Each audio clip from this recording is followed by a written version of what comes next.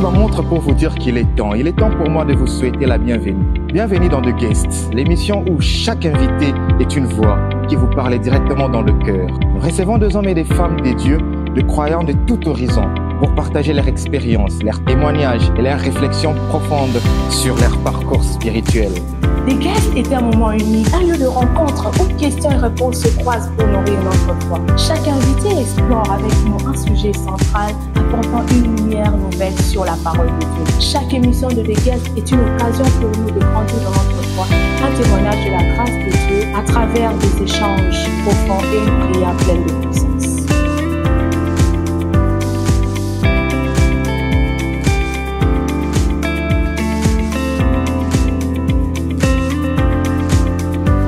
Rejoignez-nous à chaque nouvelle émission pour un voyage spirituel et unique.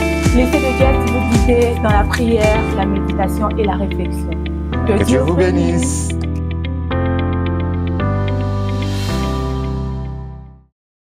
Bonjour, bonsoir, bon après-midi, ça dépend de l'heure où vous nous suivez. Comme convenu pour le mois de juillet et le mois d'août, The Guest et spécial One Day, n'est-ce pas Sarah Imba? Oui, The Guest spécial One Day. Nous sommes tous focus sur One Day. Tous nos yeux sont rivés vers le One Day.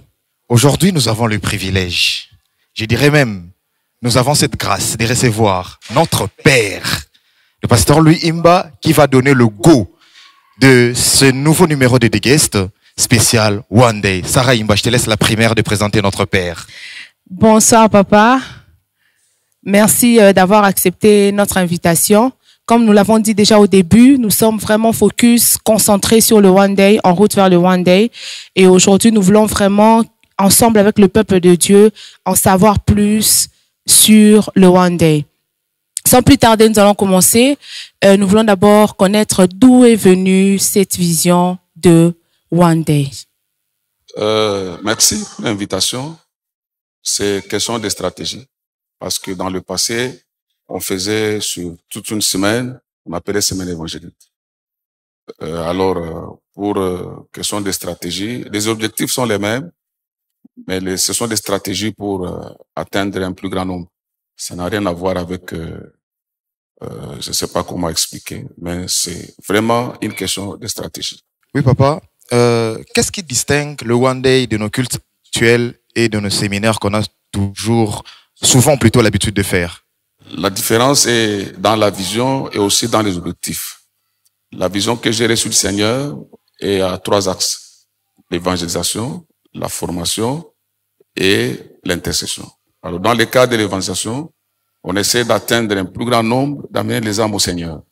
Le culte, c'est que dans le culte, on vient pour adorer, pour célébrer, pour élever Jésus, pour écouter la parole de Dieu, pour nos affermissements, pour notre croissance spirituelle. C'est tout à fait différent. Mais dans nos évangélisations ou dans des campagnes d'évangélisation, semaines évangéliques, One Day, on a un objectif d'atteindre les non-convertis, les âmes qui ne connaissent pas Jésus. Voilà la différence. Et pourquoi avoir choisi le nom One Day évangélique? Que représente ce un seul jour? Le un seul jour, c'est, comme je l'ai dit dans mon introduction, ça n'a rien à voir avec le nom. Ça, c'est la forme. Nous, c'est les objectifs, les fonds.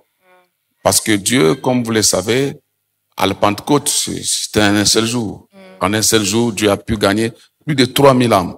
Donc Dieu n'a pas besoin de plusieurs jours pour atteindre un objectif. Le monde a été créé en 6 jours, mais Dieu peut sauver 3000 âmes en un jour, sans publicité, sans Internet, sans réseaux sociaux, sans interview. Lui-même fait le tout. Voilà, donc nous voulons changer un peu de stratégie, sortir un peu d'un cadre, aller ailleurs, et c'est un peu mais les objectifs sont les mêmes. Papa, pour cette année, on veut un peu savoir quels sont les principaux objectifs de One Day pour cette année. Les objectifs restent les mêmes, comme je le dis. Atteindre un plus grand nombre des inconvertis, les gens qui ne connaissent pas Jésus. Quand vous sortez ici, vous voyez tout ce que nous voyons, les koulouna, les prostituées, tout ce que vous voyez. Alors ça, quand je viens, je marche le long de Motel Kit, je vois toutes ces âmes-là, le long des terrasses, ça me chauffe à l'intérieur. Je sens vraiment les facs d'eau. d'atteindre l'objectif que Dieu nous a donné, la vision que Dieu nous a donnée, d'aller prêcher l'évangile, d'amener les âmes au Seigneur. C'est ça un peu l'objectif. Y a-t-il des objectifs aussi liés pour des chrétiens déjà convertis? Oui, parce que quand nous organisons des campagnes d'évangélisation, certes, nous visons les non-convertis. Mais il y a aussi ceux qu'on appelle les rétrogrades. L'objectif principal, c'est de gagner les âmes, mais nous prions aussi pour les malades. Nous prions aussi pour la délivrance des captifs. Nous trouvons aussi parmi les enfants de Dieu qu'il y a des malades, qu'il y a aussi des gens qui ont des problèmes spirituels. Au travers des croisades comme celle-là, qui sont différentes de nos cultes ordinaires, nous avons cette vision de prêcher, de prier pour les malades et de libérer les captifs. C'est tout à fait différent. Ok, nous voulons savoir quelle est l'originalité de cette année, parce que nous avons ouï dire qu'il y a quelque chose de nouveau par rapport au One Day, aux semaines évangéliques. Il y a une nouveauté cette année. L'originalité que nous descendons sur le terrain, un terrain neutre. Ok. Vous savez, il y a des gens qui sont sceptiques quant aux églises du réveil. On appelle des bizambi pour franchir les seuils des églises. Ils sont réservés. Mais quand on sort sur les places publiques, on ouvre la porte à tout le monde. Même les curieux, même les passants, ils peuvent facilement attendre la parole de Dieu. Nous mettrons tous les moyens possibles pour que même ceux qui sont dans des maisons puissent écouter l'évangile. Donc c'est ça un peu l'originalité. Nous sommes ouverts à tout le monde. Nous sortons des cadres ordinaires de l'église pour aller maintenant vers eux. Au lieu qu'eux viennent vers nous, nous allons maintenant vers eux. C'est ça la différence et l'originalité. Oui, papa, vous avez très bien dit que cette année, l'originalité, c'est sortir de nos murs. Mais là, on se pose la question de savoir qu'est-ce qui change spirituellement, pratiquement, d'organiser One Day à l'extérieur de nos murs. Beaucoup de choses changent. Vous savez, des fois, au début de cette vision, je pensais qu'on perdait de l'argent, organiser des campagnes, inviter des gens, c'est beaucoup d'argent. Jusqu'au jour, Dieu m'a fait voir que le réunion publique libère l'atmosphère. Il y a des coins où vous sentez que les forces du mal sont en train d'étouffer la vie spirituelle et garder les âmes captives. Vous voyez. Alors, les actions publiques comme ça libère même l'atmosphère, ça libère même, parce que le combat, il est d'abord spirituel avant qu'il soit physique. On attaque spirituellement le monde des ténèbres par des croisades publiques. Ça, c'est quelque chose que beaucoup de pasteurs n'ont pas encore découvert. Et le diable nous maintient souvent dans nos quatre murs et nous empêche de sortir pour affronter ces forces du mal. Et quand nous sortons comme ça libère l'atmosphère. Vous savez, ici en Galiema, je me réjouis parce que nous, quand on a commencé l'église ici, c'était un terrain très difficile. Très difficile. Mais ce sont nos croisades, et d'autres personnes qui sont sortis dehors, organiser des croisades, qui ont dégagé un peu de l'atmosphère, et maintenant il y a quand même des églises par-ci, par-là. Donc, sur le plan spirituel, ça a un impact sur la vie des gens, et ça libère les quartiers, les rayons dans lesquels nous évoluons. C'est ça la différence. Vous êtes en train de suivre notre nouveau numéro de The Guest Special One Day. Vous êtes tombé sur cette vidéo, partagez aux amis, partagez aux voisins. Une seule place, un seul endroit, notre chaîne YouTube Église évangélique Elim TV, où nous allons parler de One Day pour ce mois de juillet et août. Nous avons eu ce privilège de recevoir notre Père qui lance le go pour ce nouveau numéro de The Guest Special One Day. N'est-ce pas, Sarah Imba? Oui, effectivement. Et comme tu l'as dit bien, mon frère, pour ce mois de juillet, nous sommes vraiment focus sur One Day. Nous continuons, papa. Nous voulons savoir quel est le fardeau principal qui vous anime lorsque vous organisez un tel événement avec une telle envergure, surtout à l'extérieur, en plein air. Mon fardeau est toujours le même. Ma vision et ma plus grande préoccupation, c'est de voir les âmes de toutes catégories, de toutes les couches rencontrer Jésus. Un homme ne peut pas être heureux sans Jésus. Il faut vraiment les rencontrer. Il y a des familles entières qui sont sous la malédiction. Il y a des familles entières qui sont sous la domination du diable, des lois qu'on explique spirituelles. Mais il n'y a que Jésus qui est venu libérer les captifs. C'est mon fardeau. Ce qu'il a fait pour nous, qu'il le fasse aussi pour les autres. Et qu'en fin de compte, que ces âmes, en rencontrant Jésus, qu'il ait la vie éternelle. Parce que la vie ne s'arrête pas seulement sur cette terre. Il y a la vie au-delà de la mort. Nous attendons bel et bien que les âmes soient sauvées. Mais papa, une question me vient à l'esprit. quelle est la prière spécifique que vous faites pour One Day cette année? Je n'ai pas une prière spécifique. Tous les temps, je prie pour que les âmes soient sauvées. Que les liens du péché tombent. Il n'y a qu'un seul qui peut faire tomber ces chaînes. Amen. C'est celui dont Jean-Baptiste a dit, voici l'agneau de Dieu qui ôte les péchés du monde. Nous ne présentons pas l'église, nous ne présentons pas une dénomination. C'est ça même l'avantage de sortir, d'aller sur le terrain. Parce que là, on montre clairement qu'il n'y a aucune dénomination, aucune église, même la nôtre, aucune est sauve. Le seul sauveur, c'est Jésus. Nous les présentons comme la femme samaritaine, dans la ville de Samarie, il a dit, venez voir un homme. C'est cet homme-là que nous présentons. L'église ne sauve pas. Même moi, votre pasteur, je n'ai pas le salut pour ces gens. Et nous présentons Jésus qui est le même hier, aujourd'hui et éternellement. Et nous croyons que cette année, il va encore sauver des milliers. Amen. C'est notre foi.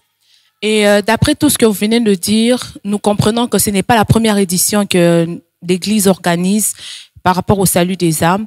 Et nous voulons savoir, papa, quel est le témoignage marquant que vous avez, qui est resté dans votre esprit par rapport à la puissance de Dieu durant les éditions précédentes? Beaucoup de témoignages. C'est pas même par où je vais entrer. Ton jeune frère m'a dit s'est converti la semaine évangélique. Oui. Ouais. Donc, à partir de lui, j'ai vu l'église, quand on a commencé, elle n'était pas ainsi. Nous avons vu des vies transformées. Des prostituées abandonner la prostitution. Des koulouns abandonner la machette. Et aujourd'hui, ils sont là en train de parler de Jésus. Nous avons vu des ivrognes jeter la bière pour donner leur vie à Jésus. Nous avons vu des miracles même physiques, des guérisons. On en a vu beaucoup avec tous ces hommes qui sont passés ici. C'est notre objectif. Je répète, il n'y a pas de vie sans Jésus. Il n'y a pas de gloire sans Jésus. Il n'y a pas de paix sans Jésus. Il n'y a pas de bonheur sans Jésus. Là, je suis déjà en train de sentir comment est-ce que vous êtes en train de bouillonner. Vous êtes en train de vous dire, mais c'est quoi le thème de cette année? Qui va prêcher cette année? Qui sera le chantre et ça sera quand? Je ne suis pas le mieux placé pour ça. Et je reviens à papa pour lui poser cette question, papa. Le thème de cette année, c'est quoi déjà? Choisis la vie. Waouh! Sarahima. Choisis la vie. Yes. C'est notre thème de cette année. Un thème et on va très touchant. travailler avec l'apôtre Marcelo Tounassi. Nous serons à 2 pour cet événement. Gloire à Dieu. Et puis, nous allons, il y aura les pêcheurs d'hommes, le grand groupe de l'église évangélique Elim, qui sera accompagné par le frère Michel Bakenda. Vous voyez déjà votre mal à patience a été. Nous avons toutes les informations. Mais papa, Sarah, oui. Vous avez dit, nous avons toutes les informations, mais il manque la date. Jusqu'à présent, on ne nous a pas encore donné la date. Et les lieux?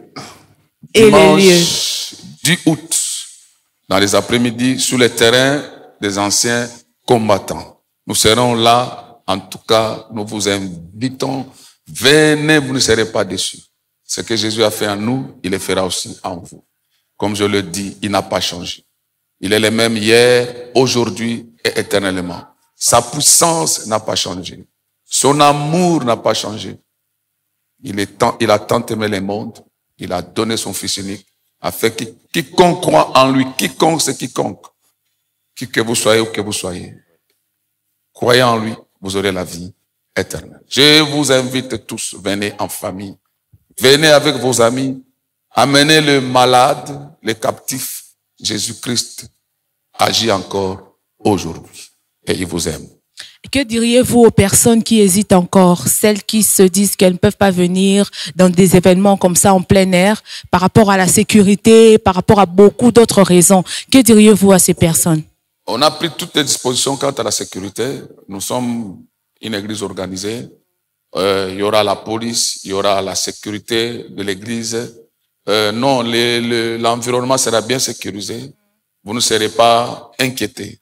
Ma prière est que n'hésitez pas, s'il vous plaît, n'hésitez pas. Venez, Jésus sauve encore aujourd'hui. Jésus guérit encore aujourd'hui. Jésus continue à vous aimer tel que vous êtes. Venez, venez nombreux. Dieu vous fera du bien.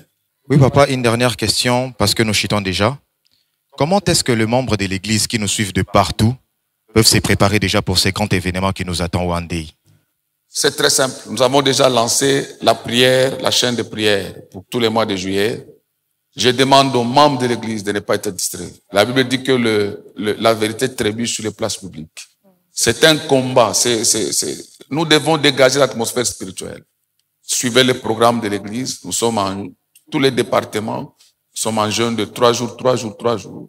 Même dans vos maisons, prenez au moins 1 heure pour prier et demander à Dieu une grande moisson des âmes perdues. C'est notre objectif. Que les malades viennent, qui prient pour que Dieu bénisse ce travail et qu'un grand nombre soit sauvé. Ça sera la joie dans les ciels, parce que la Bible dit, il n'y a plus de joie dans les ciels pour un seul pécheur qui s'est converti. Nous voulons que tout le monde ne soit pas distrait et préparez-vous spirituellement. Ah, comme le monde le dit, les bonnes choses ne traînent pas. Nous sommes déjà à la fin. Nous voulons que vous puissiez adresser des mots d'encouragement envers tous ceux qui nous suivent. Et nous voulons que vous puissiez aussi faire une courte prière pour cet événement. Vous qui me suivez, peut-être vous n'avez jamais rencontré cet homme de Jésus. Donnez votre vie à Jésus. Vous ne serez jamais déçus. Moi, ça fait plus de, je sais pas comment, 40 ans.